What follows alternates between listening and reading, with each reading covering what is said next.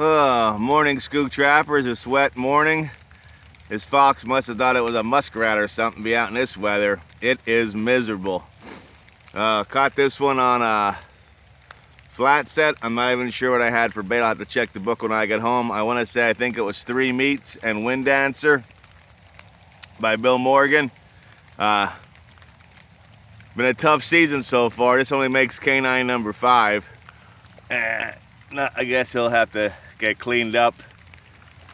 Looks like he's rubbed a little bit. Who knows? I'll see when I can get him out. But this is Matt Brophy from Skook Trappers signing off. Stay safe, tight chains, and I'll see you out on the line.